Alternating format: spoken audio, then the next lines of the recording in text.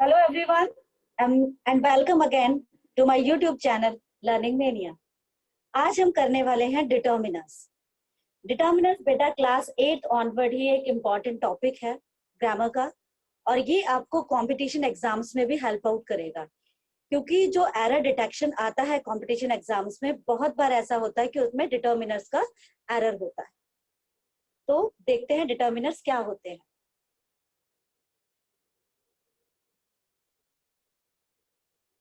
A determiner is a word that is used before noun or noun phrase to determine or fix its meaning. अब determiner क्या होता है? वो एक ऐसा शब्द होता है जो किसी नाउन या किसी नाउन फ्रेज से पहले यूज होता है, ताकि वो उसके मीनिंग को डिफाइन कर सके, डिटरमाइन कर सके कि उसके बारे में वो क्या इंफॉर्मेशन दे रहा है। और ये वेरियस फॉर्म्स में आते हैं, जैसे कि आर्टिकल्स। आप लोगों ने आर्टिकल्स पहले पढ़े होंगे, a and the, indefinite adjectives, demonstratives, possessives, and there are some others also. तो आज हम ये सारे ही करेंगे। शुरुआत करते हैं आर्टिकल्स से। आर्टिकल्स दो तरीके के आर्टिकल्स होते हैं बेटा। पहला होता है इंडेफिनिट आर्टिकल और दूसरे होता है डेफिनेट आर्टिकल। और इनडेफिनेट आर्टिकल में दो आर्टिकल्स आते हैं जो है ए और एन। अब अ और एन, इन दोनों का ही मतलब होता है एक। हम दोनों को ही हिंदी में अगर मैं आपको बताऊं तो इन दोनों का ही मतलब है एक। यानी एक का मतलब हो गया, ये यूज किए जाते हैं किसी सिंगुलर नाउन के साथ। तो पहला यूज यही हो गया कि सिंगुलर काउंटेबल नाउन्स के साथ यूज किए जाते हैं। अब जब दोनों का ही मतलब एक है तो ये दो अलग अलग क्यों? क्योंकि जो इंग्लिश के अल्फाबेट्स हैं ए टू जेड, वो दो काइंड के होते हैं। आप लोगों को पता है कि एक होते हैं वॉल्स और दूसरे होते हैं कॉन्सोनेंट। तो जो वॉल्स है वो आपको पता है वो होते हैं 5 तरीके के, ठीक है, जिसमें है ए, ई, आई, ओ और यू। उन 5 तरीके की, अब इन्हें हिंदी में कहा जाता है स्वर। और इन 5 के अलावा जितने भी अल्फाबेट्स बच गए वो कहलाते हैं कॉन्सोनेंट। अब जब शब्द लिखे जाते हैं तो इधर it will be start with consonant और विद अ वॉल। तो यहाँ पर अब हमें छोटी क्लासेस के लिए तो बेसिकली बच्चों को बताया जाता है कि आप स्पेलिंग को देखिए कि स्पेलिंग अगर किसी वॉल से शुरू हो रही है, यानी कि ए ई आई ओ से शुरू हो रही है, तो आप वहां एन का यूज करेंगे। उसके अलावा किसी कॉन्सोनेंट से शुरू हो रही है तो वहां पर आप आ का यूज करेंगे। लेकिन in higher classes it's not so. क्या फोकस करना? We would focus the initial sound, not the spelling. जो साउंड होगी, जो प्रोनाउंसिएशन होगी किसी भी शब्द की, वो इनिशियली क्या है, we have to take care of that, whether it is giving that initial sound is giving us a sound of vowel or a consonant. The use of a or an is depend on that. तो आ वहां आएगा जहां पर एक consonant sound आएगी, और N वहां आएगा जहां पर की एक वर्ड साउंड आएगी। जैसे कि एक कॉमन से एग्जांपल छोटे बच्चों को भी बताया जाता है, हम वर्ड लिखते हैं honest, although H, H is a consonant, लेकिन जब हम ऑनेस्ट के साथ, अगर हमारे पास फ्रेज है एक ऑनेस्ट मैन, तो इसके आगे हम क्या यूज करेंगे? आ ऑनेस्ट मैन। ये क्यों? क्योंकि ये कॉन्सोनेंट है but it is wrong. Exactly इसके साथ क्या आएगा? एन, क्योंकि जो साउंड आ रही है ऑनेस्ट की, साउंड आ रही है ओ की। O, O is a vowel not a consonant. ठीक है, तो हम इनिशियल साउंड देखेंगे, यहाँ पर एस साइलेंट है, ओ की साउंड से शुरू हो रहा है, तो वहां पर हम एन का यूज करेंगे, यानी किसी स्वर के, किसी वॉल के साउंड के साथ हम एन लगाएंगे। अब कुछ शब्द ऐसे होते हैं जो इनिशियली स्टार्ट होते हैं किसी वॉल से, लेकिन साउंड देते हैं कॉन्सोनेंट की, जैसे कि वन। ऑल्दो ओ क्या है? एक वॉल है, लेकिन इसकी जो साउंड आ रही है, अगर हम हिंदी में इसको लिखेंगे वन, तो यहाँ साउंड आ रही है व की।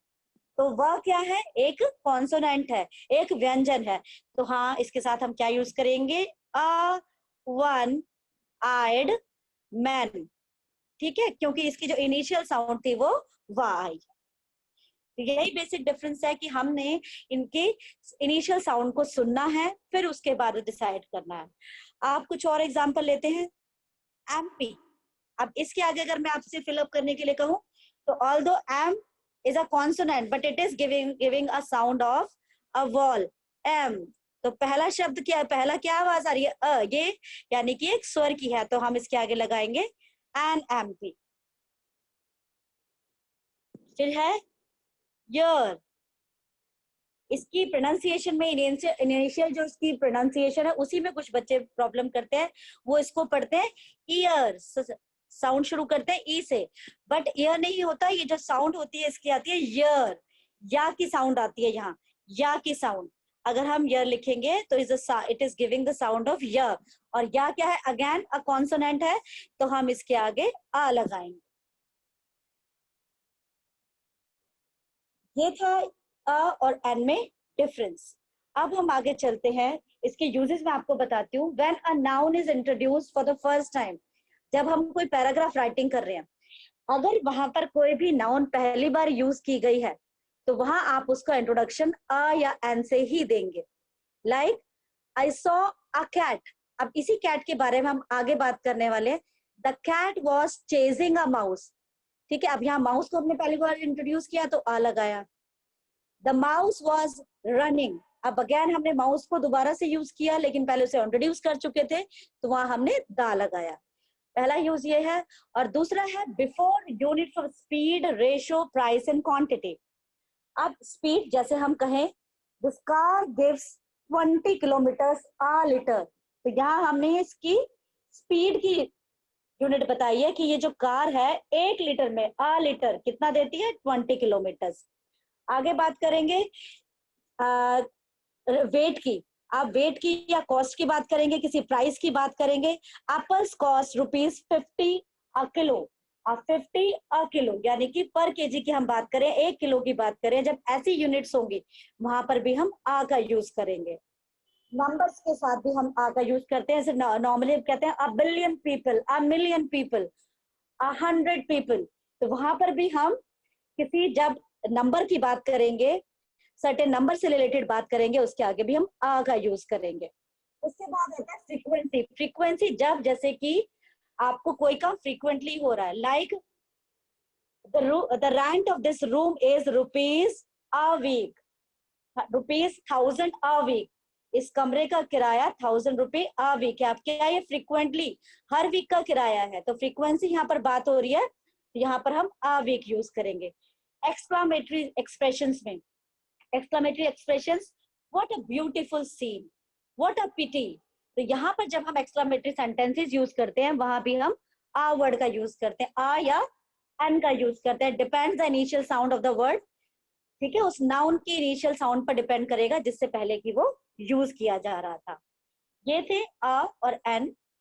अब आगे करते हैं हम डेफिनेट आर्टिकल, जो कि सिर्फ एक ही होता है, that is the. The can be used with both countable singular as well as plural and uncountable। वहां मैंने आ और एन आपको बताया था कि वो सिर्फ काउंटेबल सिंगुलर नाउन्स के साथ यूज होता है, लेकिन द का यूज हम सिंगुलर प्लूरल दोनों के साथ कर सकते हैं और काउंटेबल और अनकाउंटेबल दोनों के साथ कर सकते हैं।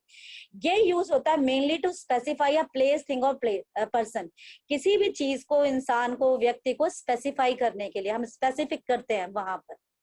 यहाँ आगे कुछ इसके जनरल यूज दे रखे हैं। जनरल यूजेस में क्या है, before the names of ranges of mountains, rivers, seas, oceans, books, planets, monuments, islands, hotel, newspaper etcetera, जितनी भी चीजें जिनको हम स्पेसिफिक करते हैं, जो स्पेसिफाई की गई हैं, चाहे वो प्लैनेट्स के नाम है या जितनी भी हमारी यूनिवर्सल चीजें हैं वो भी इसी में आती हैं। अब क्या कहेंगे, the Himalayas, the Ganga, the Ramayana, the times of India, the Taj Mahal, तो इन सभी के आगे दा का यूज होगा। नेक्स्ट है before the names of races and communities. Races और कम्युनिटीज यानी कि जब हम द इंग्लिश, द फ्रेंच, जब हम ऐसी बात करते हैं तो सुपरलेटिव डिग्री, जब भी कहीं आप सुपरलेटिव डिग्री का यूज करोगे तो वहां पर द का यूज होगा। He is the tallest boy of our class. She is the most beautiful girl in our school. तो यहाँ पर द स्पेसिफाई करने के लिए जब भी हम सुपरलेटिव डिग्रीज यूज करेंगे।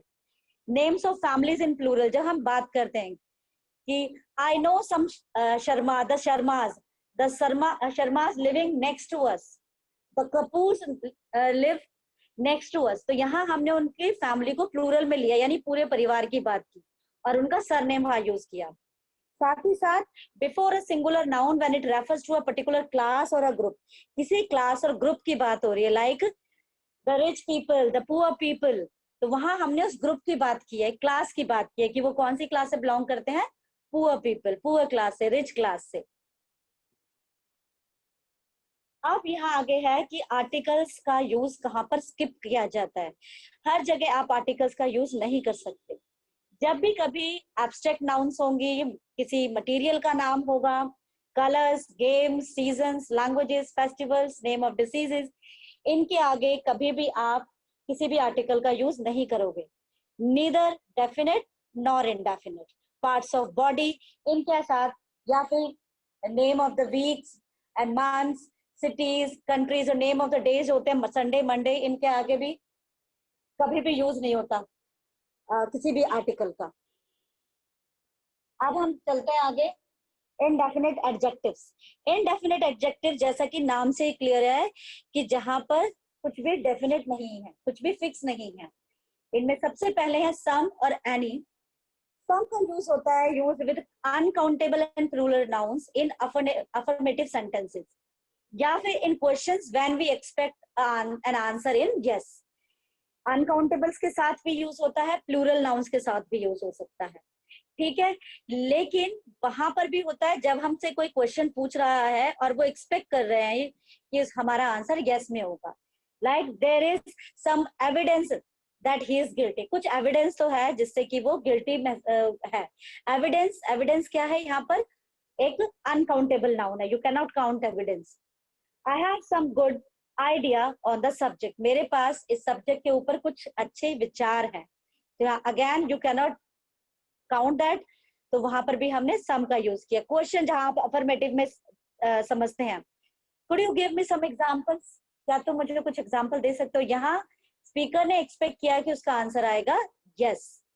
और एनी का यूज बिल्कुल इसके अपोजिट होता है, वो होता है नेगेटिव सेंटेंसेस में, जहां हमें कोई क्वेश्चन पूछ रहा है और वहां answer is expected in negative sense, no में आंसर है। लाइक नेगेटिव सेंटेंसेस का एग्जांपल मैं आपको देती हूँ।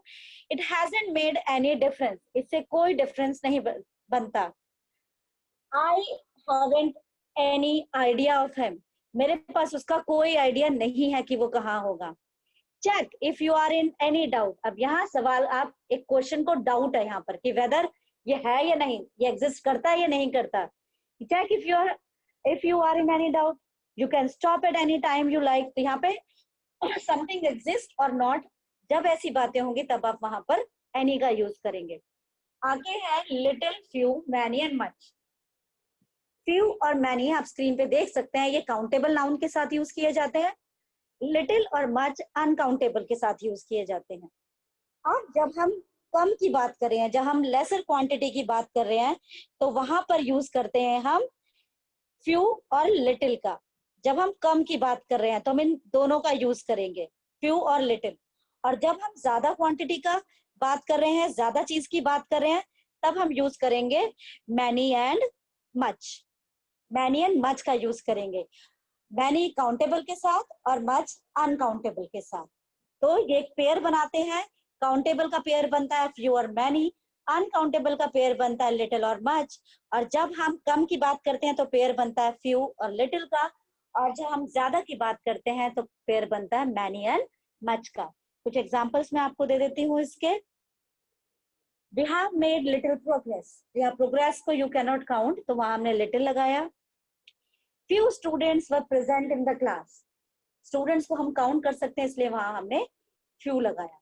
तो वहां कम संख्या थी इसलिए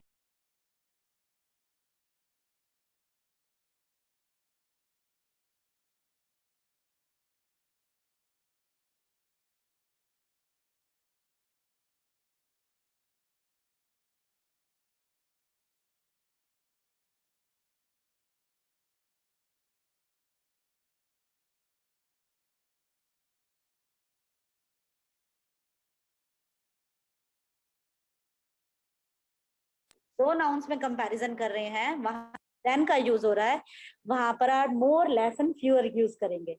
आप देख सकते हैं स्क्रीन पर, with countable and uncountable nouns with than to refer to a quantity or amount or something which is greater than other। जब एक क्वांटिटी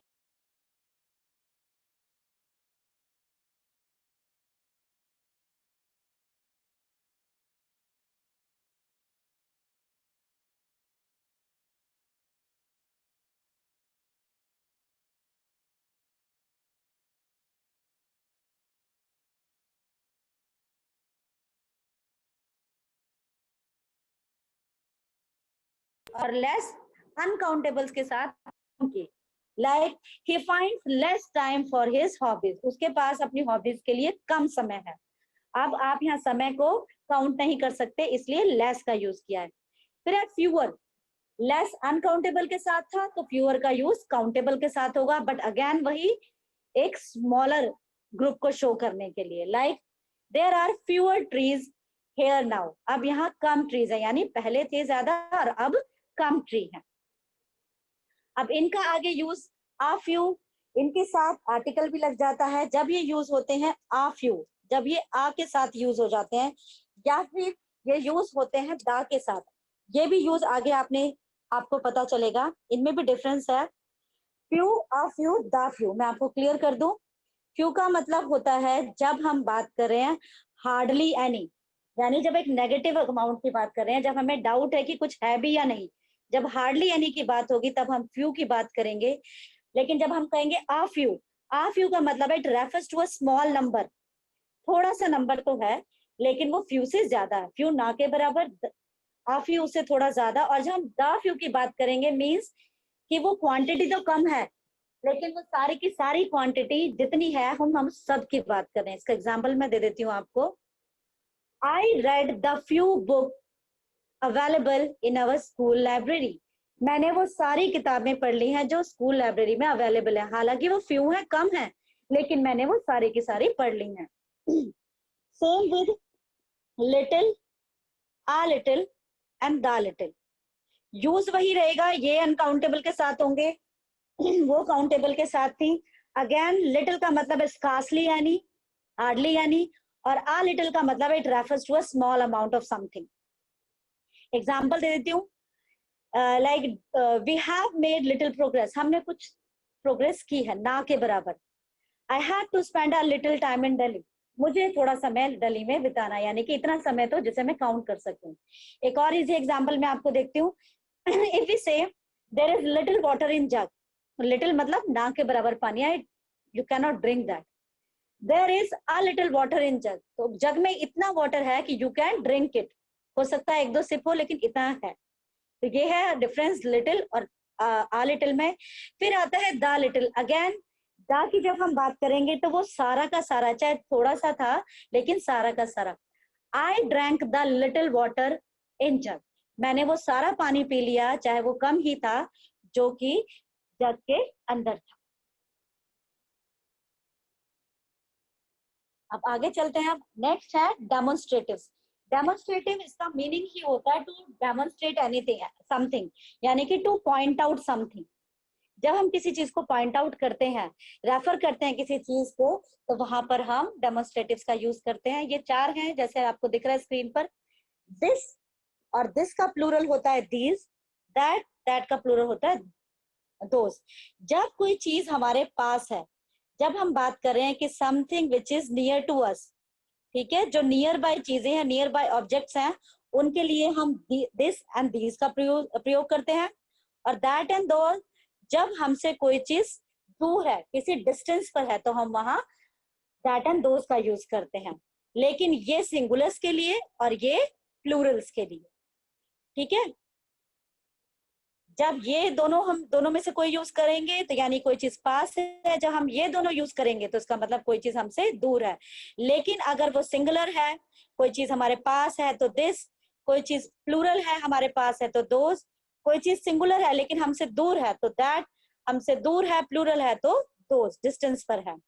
और जब हम पास्ट टेंस के सेंटेंसेस की बात करते हैं और उनमें डेमोन्स्ट्रेटिव्स यूज होते हैं, तो वहां बच्चे ध्यान रखिएगा, वहां पर हमेशा दैट और दोज ही चीजें वर्ड्स यूज होते हैं as adjectives, sorry as determiners, क्योंकि जो पास्ट टेंस थी वो चीज अब हमारे साथ अभी हमने मेंटेन करके नहीं रखा, वो दूर चली गई है चीज, इसलिए वहां हम दैट एंड दोज का ही यूज करेंगे। नेक्स्ट है हमारे possessive determiners. Possessive, possessive word का मतलब ही होता है, पोजेसिव वर्ड बना है वर्ड पोजेशन से।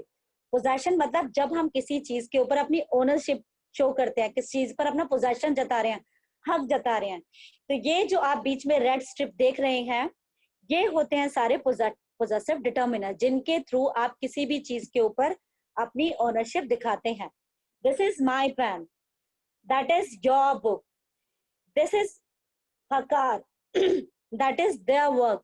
तो हमने यहाँ पर इन सभी वर्ड्स के थ्रू किसी भी चीज के ऊपर पोजेशन बताया है कि वो जो चीज है वो किसको बिलोंग करती है, कौन उसको ओन करता है. यही बेसिकली यूज होता है पोजेसिव डिटर्मिनर्स का. नेक्स्ट हमारे पास और भी आते हैं, जिनमें पहला है बोथ. बोथ का मतलब है जब हम दो चीजों के बारे में बात कर रहे हैं, हम दो चीजों के बारे में बात कर रहे हैं, दो पर्सन हैं, दो थिंग्स हैं, सेम काइंड के हैं, तब हम वहां पर बोथ का यूज करेंगे.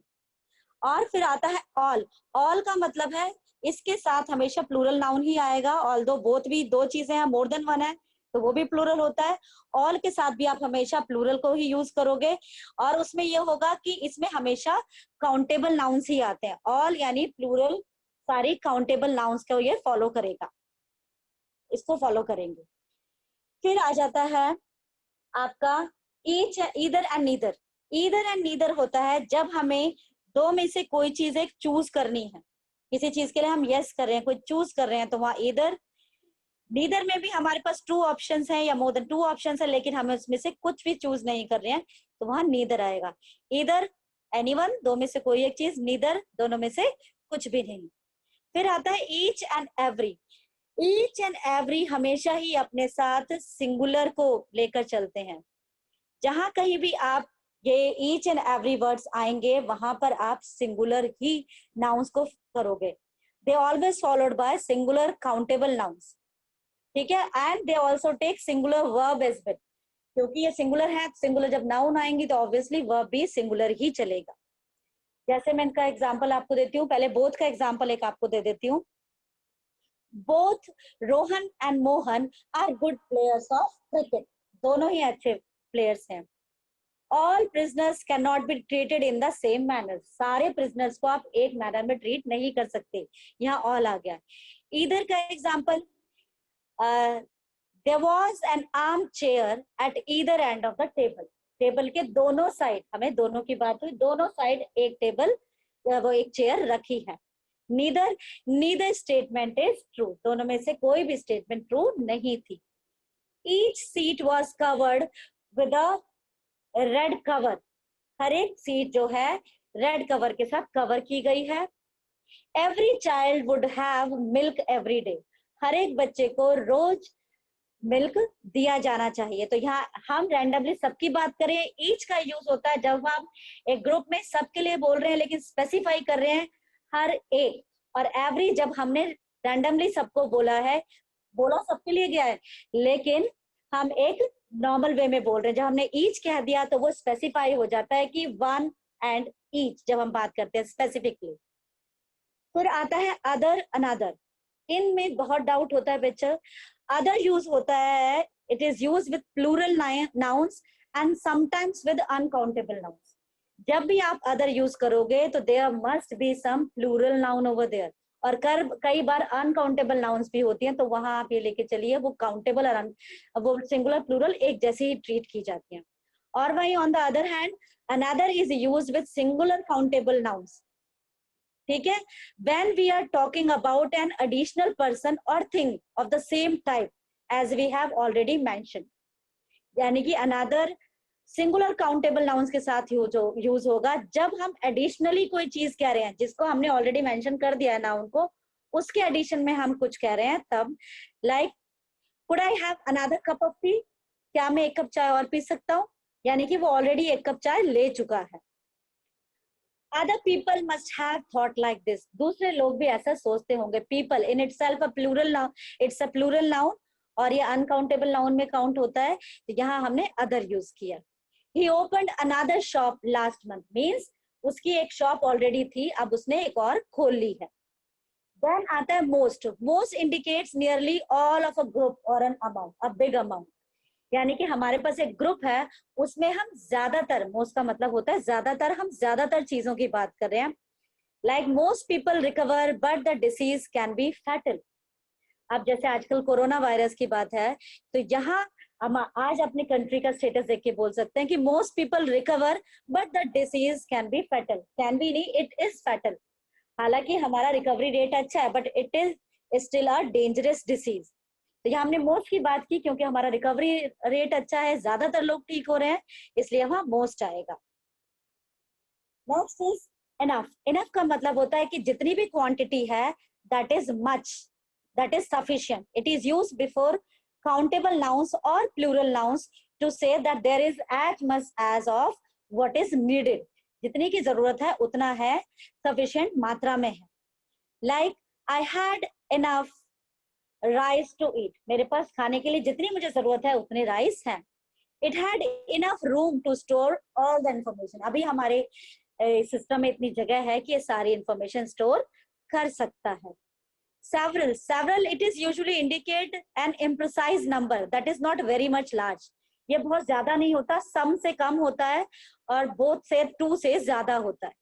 बहुत ज्यादा नहीं होता, फिर बता रही हूँ, लेकिन सम से कम होता है। सम में हम एक फिर भी एक अच्छा काउंट लेते हैं, एक अच्छा नंबर लेते हैं, बट इट्स और इम्प्रिसाइज होता है, कोई फिक्स नहीं है, 2 है, 4 है, 10 है, लेकिन बहुत कम होता है। Like I had been here, I had been there several times before, मैं वहां पहले भी कई बार जा चुका हूँ। कई बार, इट्स नॉट कंफर्म कि कितनी बार जा चुका हूँ, but it should be, it must be more than 2 times. There were several reasons for this, इस चीज के पीछे कई कारण हो सकते हैं। Next is that is one, when we have been talking or writing about a group of people or thing and want to say something about a particular member of that group, जब एक group की हम बात करें लेकिन उनमें से हम किसी एक के बारे में बात करना चाहते हैं, वहां हम वन का यूज करते हैं। Like we had one case which dragged on for a couple of years. एक केसेस हमारे पास बहुत हैं, लेकिन अब यहाँ सिर्फ एक उस केस की बात की जा रही है जिसको करते हुए 2 साल हो गए। One woman novelist wrote that they criticized her all the time. अब एक वुमेन, नॉवलिस्ट बहुत सारी वुमेन है, लेकिन उनमें से एक ने लिखा है कि उसे हर बार क्रिटिसाइज किया जाता है। तो बच्चों ये थे डिटर्मिनर्स हमारे। आई होप आप लोगों को डिटर्मिनर्स क्लियर हुए होंगे, कोई डाउट नहीं हुआ होगा। Still if you people have any kind of doubt, you can ask me through comments, but for that you have to watch my video, you have to subscribe and like my channel. Thank you, bye bye.